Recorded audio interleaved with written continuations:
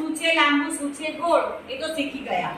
હવે એની અંદર કઈ વસ્તુ ગબડે છે અને કઈ વસ્તુ સરકે છે તે શીખવાની છે. કઈ વસ્તુ ગબડે આપણને ખબર છે કે બોલ નાખો તો બોલ ગબડે છે, પણ એની જગ્યાએ સાપ શું કરે આમ ચાલે એ સરકે કહેવાય. તો આજે આપણે જોઈશું અહીંયા કે કઈ વસ્તુ ગબડે છે અને કઈ સરકે છે.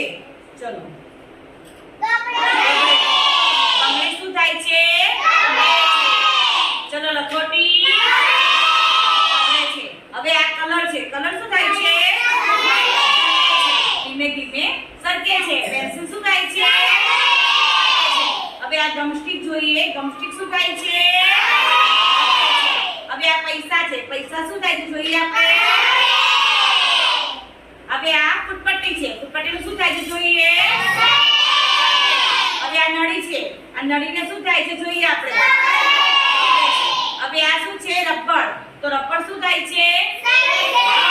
નથી પડતું, એટલે કે ધીમે ધીમે ધીમે નીચે નીચે સરકે છે. હવે આપણી પાસે આ દડો છે, તો દડો શું થાય છે? હવે આ ઢાંકણ છે, તો ઢાંકણ શું થાય છે? આ બંગડી શું થાય છે?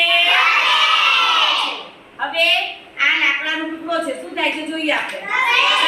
શું થાય છે? હવે આ ફૂલ છે, ફૂલ શું થાય છે?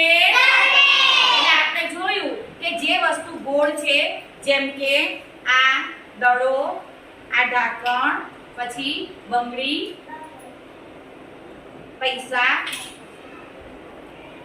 આ ગમસ્ટિક અને આ ઢાંકણ, જે ગોળ વસ્તુ છે બધી શું થાય છે? ગબડે છે.